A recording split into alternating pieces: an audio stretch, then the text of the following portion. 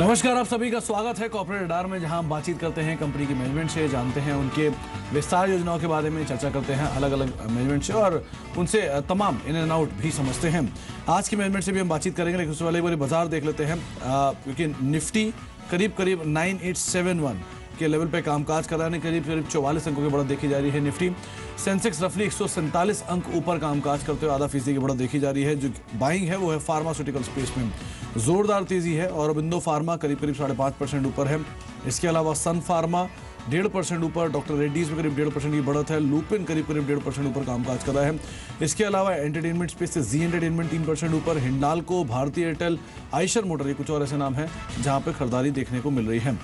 चलिए, आज हम बातचीत करने वाले हैं उस कंपनी के बारे में जिसने पिछले 6 महीने में निवेशकों को काफ़ी मालामाल बनाया है। 30% के आसपास का उछाल इसके शेयर में देखने को मिला है।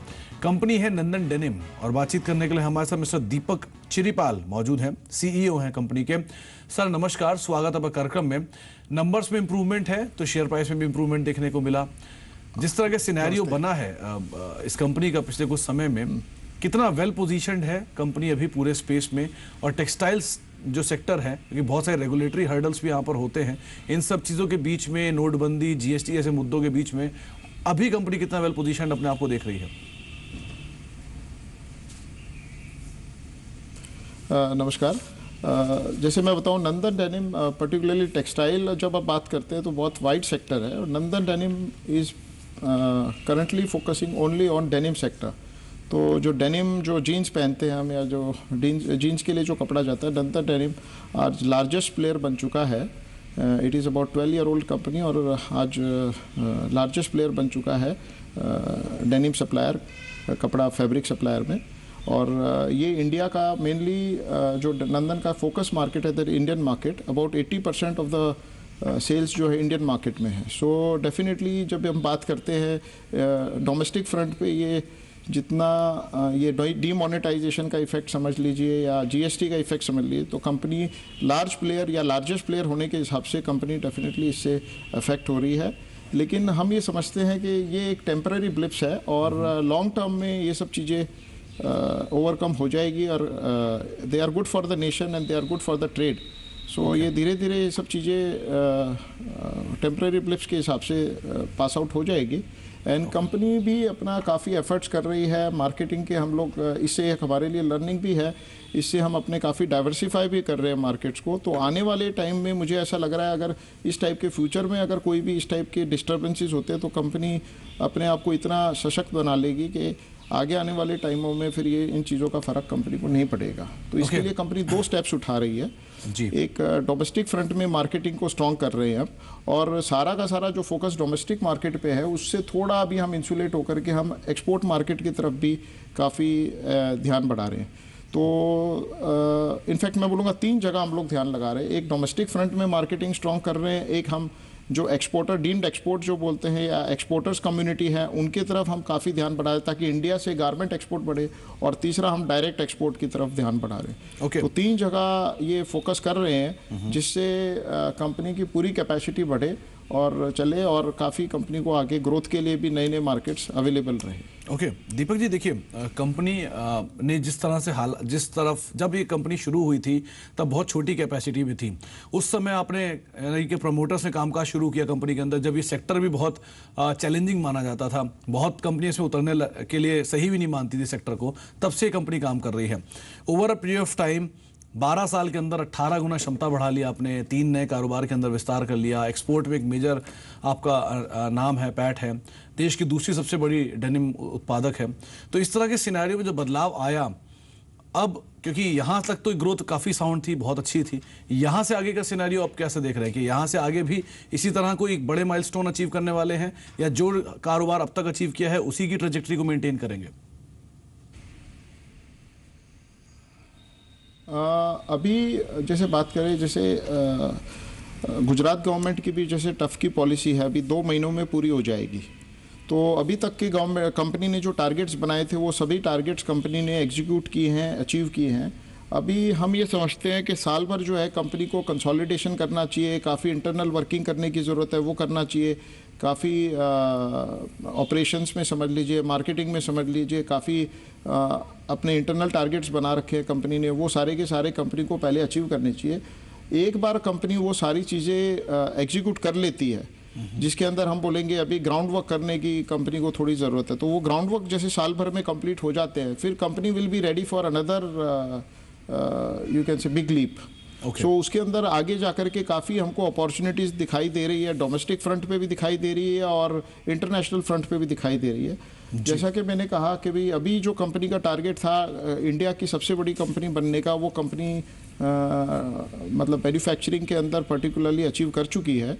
अब आगे जाकर के टारगेट ये रहेगा भी इंटरनेशनल स्केल पे जो है कैसे company largest producer in the world बन जाए, तो वो भी एक आगे अपॉर्चुनिटी कंपनी के आगे है, तो वो भी आगे किया जा सकता है। I would not rule it out, लेकिन ये सारी थोड़ी प्री मैच्योर है, ये मैं बोलूँगा साल 2 साल की अभी देरी है before company really starts choking out any plans for further expansion.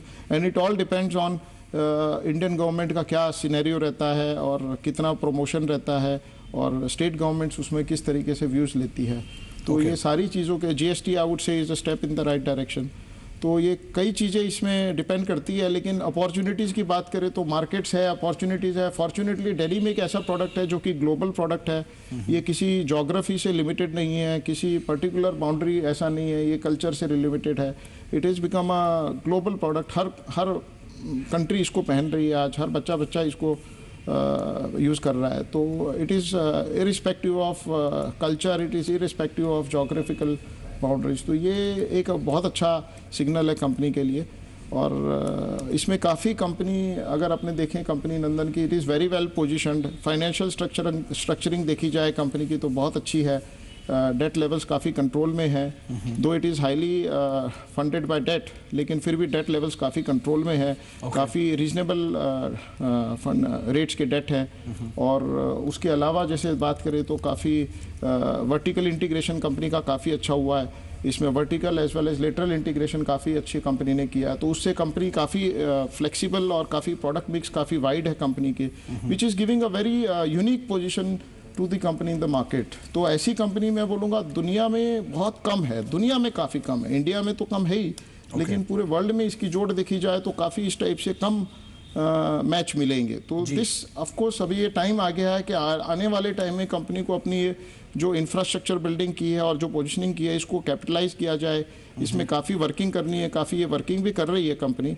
हम जो गवर्नेंस बढ़ाने की बात है इसके ऊपर काफ़ी काम कर रहे हैं।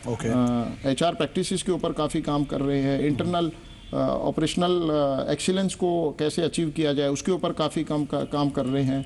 मार्केटिंग के ऊपर काफ़ी काम कर रहे हैं, मार्केट रिसर्च पे काफ़ी काम कर रहे हैं। तो कंपनी को जो एक मैन्युफैक्चरिंग सेक्टर तक लिमिटेड जो बना रखा है अभी तक हमने, जो उसको हम देख रहे हैं कि कैसे मार्केट ओरिएंटेड और मार्केटिंग कंपनी की तरफ कैसे लेके जाया जाए जिससे ये और फैशन एस्पेक्ट्स में लिंक हो जाए। तो उससे पूरी एक नई डायरेक्शन कंपनी को मिल जाती है और उससे आगे का पूरा कंपनी को एक डायरेक्शन मिलने वाला है। जी दीपक जी, तो there are lot of exciting opportunities lying ahead with the company और होपफुली। हाँ जी दीपक जी, जो नंबर्स जब मैं अभी कंपनी के देख रहा था उन नंबर्स के हिसाब से पिछले 4 साल में जो कंपनी ने ट्रेजेक्ट्री 2016 तक मेंटेन रखी थी वो 17 में आके एक स्लाइटली डिप लिया है और 17 में क्वार्टर वाइज भी स्पेशली नोटबंदी के बाद से जो क्वार्टर है वहाँ से डिरेलमेंट शुरू हुआ है। क्या सिनेरियो इम्प्रूव हुआ नोटबंदी के बाद, बैक टू नॉर्मल हुआ, या नंबर्स में अभी भी थोड़ा प्रेशर रहेगा जो Q1 FY18 या फिर FY18 में भी कैरी फॉरवर्ड होगा?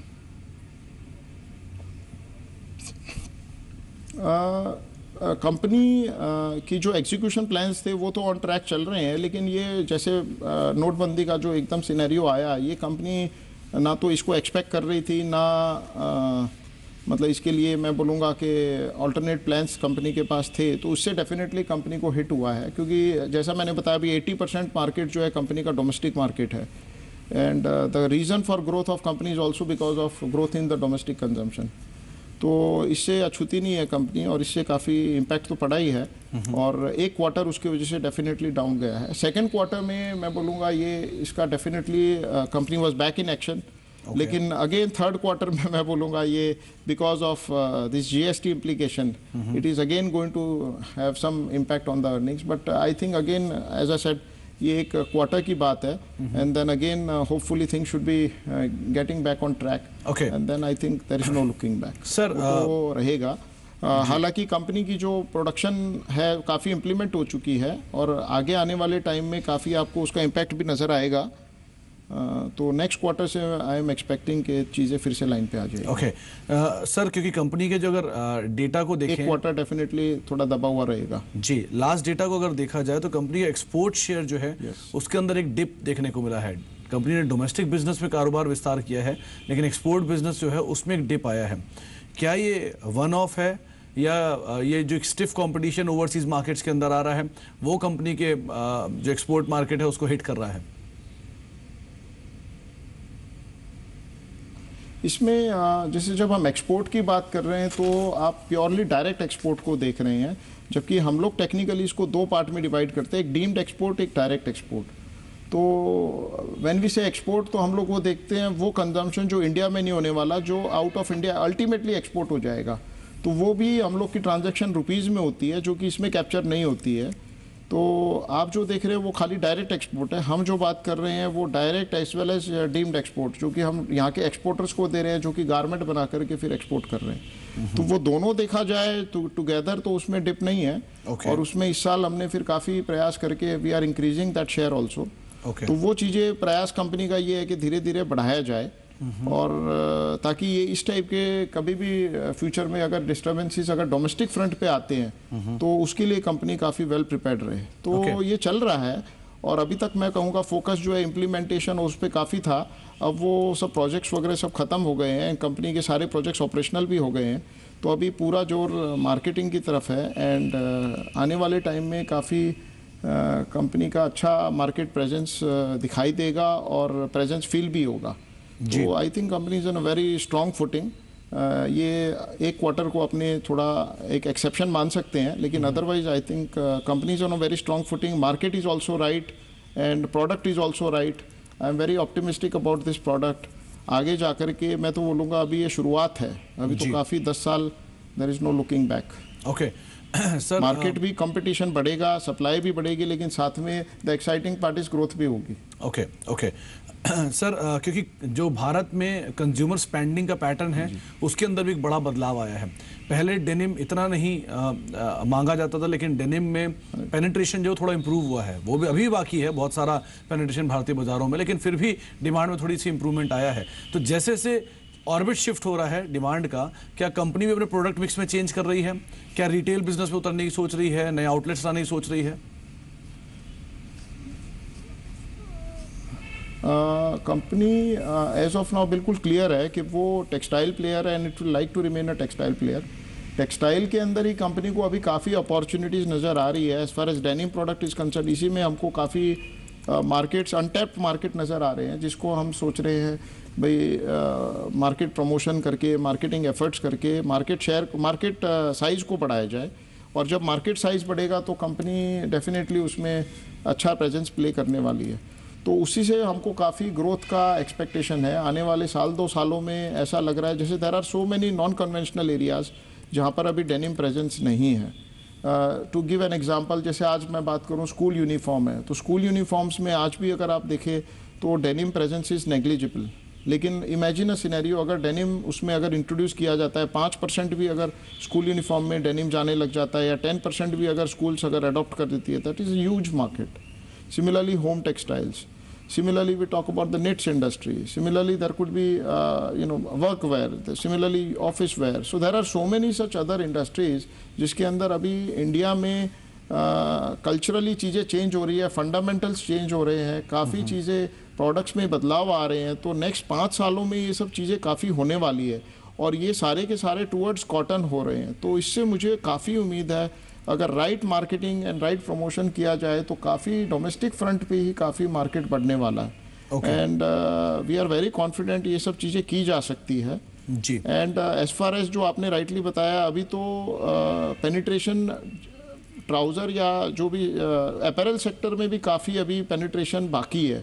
तो अभी भी अगर आपने देखे इंडिया में अभी भी ऑर्गेनाइज्ड रिटेलिंग इज़ वेरी, मतलब having a very small share, ये भी बढ़ता जा रहा है डे बाय डे। तो ये भी जब बढ़ेगा तो इससे भी काफ़ी कंपनी को पॉजिटिव इम्पैक्ट मिलने वाला है। तो ये सारी चीज़ों को देखते हुए कंपनी काफ़ी स्ट्रॉन्ग फुटिंग पे आ जाएगी and lot of growth opportunities will lie in front of company, जो कि कंपनी के पास चॉइस है फिर कंपनी को कितना बढ़ना है और कितना मार्केट शेयर लेना है। ओके ओके सर, कंपनी के जो मेजर क्लाइंट्स हैं उसमें डोमेस्टिक बिजनेस तो है ही, प्लस बड़े क्लाइंट्स भी हैं बाहर के। बाहर पे क्योंकि चाइना की तरफ से कट हो रहा है तो वो एक अपॉर्चुनिटी के तौर पे हो सकता है, लेकिन दूसरी तरफ से जहाँ यूएस से भी डिमांड थोड़ी सी कम आई है, इन सभी सिनेरियो को देखते हुए कुछ बड़े एक्सपोर्ट ऑर्डर जो कंपनी बैक करने की उम्मीद कर रही है, या कोई बड़ा क्लाइंट जिसके साथ कंपनी बातचीत कर रही है अच्छे ऑर्डर्स के लिए?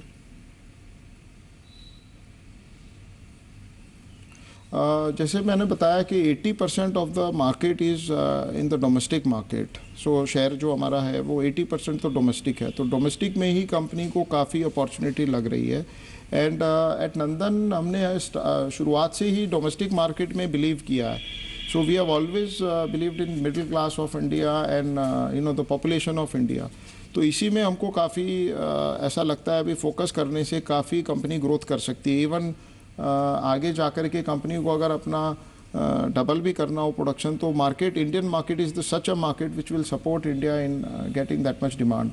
सो मैं ये तो नहीं कहूँगा कि we are too much fascinated about exports और we are too much fascinated about working with international brands, क्योंकि हमें डोमेस्टिक मार्केट में ही काफ़ी अपॉर्चुनिटी नज़र आ रही है। But at the same time being a large player, company is definitely in talks with all the I would say a few international brands and काफ़ी मतलब हम काम भी कर रहे हैं।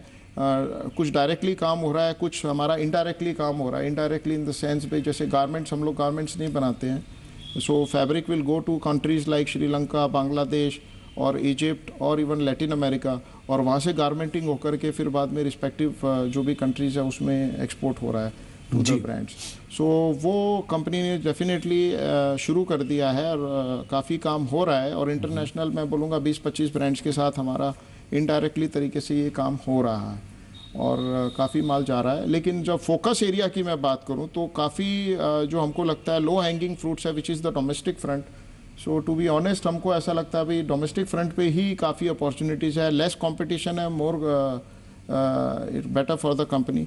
सो वही फोकस एरिया रहेगा। At the same time international front पे भी मैं ये नहीं बोलूँगा कि फोकस लूज करेंगे, वहाँ पे भी स्ट्रेंथन करेंगे, लेकिन relatively domestic front is more lucrative for the company. Okay sir, क्योंकि जीएसटी बड़ा गेम चेंजर रहा है हर इंडस्ट्री के लिए।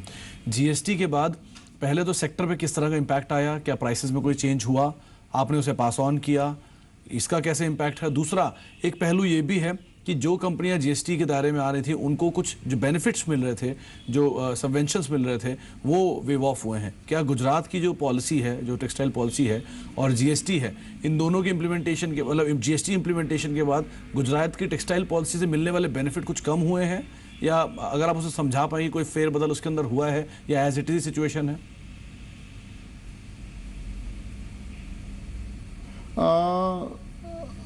टू बी वेरी ऑनेस्ट अभी थोड़ा प्री मैच्योर है इसका डिस्कशन, क्योंकि इतनी क्लैरिटी अभी नहीं आ पाई है। एटलीस्ट हम लोगों को नहीं आ पाई है इतनी clarity. Exactly we are hoping कि बेनिफिट्स वगैरह कम नहीं होंगे, गवर्नमेंट वो बेनिफिट्स देगी, ऐसा एश्योरेंसेस पहले टेक्सटाइल पॉलिसी अनाउंसमेंट के वक्त भी किया गया था कि जीएसटी इम्प्लीमेंटेशन के बाद भी government will be giving the benefits and those kind of benefits will be taken care of. लेकिन आज की तारीख में देखा जाए तो टेक्सटाइल ट्रेड काफ़ी मैं बोलूँगा स्लो है, और because of this GST implementation problems वो अभी एक रुक सा गया है, स्टेलमेट पे आ गया है, जिसको अभी प्रायोरिटी ये है कि भी किस तरीके से रूटीन सेट किया जाए। एंड आई थिंक जैसे जैसे गवर्नमेंट में भी क्लैरिटी आएगी और ये सब चीज़ें फिर इंफॉर्मेशन और ज़्यादा खुलासे होते जाएंगे। तो अभी थोड़ा सा प्री मैच्योर है, लेकिन जो थोड़े पेन पॉइंट्स जरूर हैं इंडस्ट्री के, because there are lot of practical problems जिसको इम्प्लीमेंटेशन के अंदर अभी कवरेज नहीं किया गया है, क्योंकि this is a very unorganise sector. इसमें करोड़ों लोग लगे हुए हैं और काफ़ी तो इसमें इलिटरेट लोग भी लगे हुए हैं। तो इसमें जीएसटी इम्प्लीमेंटेशन में जो प्रोसीजरल एस्पेक्ट्स हैं उसको कैसे इम्प्लीमेंट किया जाएगा और वो कैसे कर पाएंगे, ये remains to be seen. And this is concern for the industry, ये कैसे ओवरनाइट ये चीज़ें इम्प्लीमेंट होगी, क्योंकि जो हम लोगों को ट्रेड से जो फीडबैक आ रहे हैं, it is really disturbing, and it is going to take some time. It is not happening immediately, or it is not happening in a matter of few days or weeks. ऐसा नहीं है लोग करना नहीं चाहते हैं, but it is just that it is they are feeling little confused and sort of किस तरीके से किया जाए, ये थोड़ा सा क्लैरिटी नहीं है लोगों को. सो ये थोड़ा मतलब एक चैलेंज तो रहने वाला है इंडस्ट्री के लिए. Government is also very firm on implementing it. At the same time trade also, people also are wanting to implement, but there are a lot of challenges. अब ये चैलेंज कितनी जल्दी ओवरकम कर लेती है इंडस्ट्री, या मैं बोलूँगा इंडिया कितनी जल्दी इसको ओवरकम करता है, उस पर सारी चीज़ें डिपेंड करती है. There is a good demand in the market में फंडामेंटल्स अच्छे हैं, लेकिन because of this GST issues ये एक स्टेलमेट आया हुआ है. तो ये है. और as far as the government benefits are concern, मैं बोलूँगा गवर्नमेंट बेनिफिट कम करने के मूड में तो नहीं है, लेकिन अब किस तरीके से देगी उसका पूरा चॉकआउट अभी तक किया नहीं गया है. At least that has not been announced. तो वो unless and until government officially announces it is just a hunch, और हंच पे तो डिस्कशन नहीं कर सकते अपने. जी चलिए, बहुत बहुत शुक्रिया दीपक जी अपना समय हमें देने के लिए, हमसे बातचीत करने के लिए, विस्तार योजनाएं बताने के लिए, और आगे आने वाले समय में कैसे कंपनी एक्सपैंड करने वाली है इस पर चर्चा करने के लिए बहुत बहुत शुक्रिया सर अपना समय में देने के लिए. हमारे साथ अब टीएस हरियर मौजूद हैं बातचीत करने के लिए. हरी, नंदन डेनिम से हम बातचीत कर रहे थे. एक बड़ा मार्केट शेयर ओन करती है अपने स्पेस में, और एक्सपोर्ट फ्रंट पे भी कंपनी काफ़ी बड़ा कामकाज है. आप क्या व्यू रखते हैं शेयर पे? हमको एक्चुअली स्टॉक काफी पसंद है. स्टॉक ने काफी आउट परफॉर्म भी किया है पिछले 1-2 सालों में, और हमारा मानना है कि जिस तरह से इनके बिजनेस में एक रिस्ट्रक्चरिंग हो रहा है और इनका जो प्रोडक्ट लाइन्स की डिमांड बढ़ रहा है, I think stock looks good for 25-30% upside from current level. तो अब अगर टेक्सटाइल स्पेस में, क्योंकि बाजार में एक तेजी आ चुकी है, ये शेयर भी पिछले 6 महीने में 30 से 35% रिटर्न दे चुका है, थोड़ा कूल ऑफ होने का वेट करेंगे, या लगता है कि यहाँ से भी पोजीशन बनाई जा सकती है इसमें?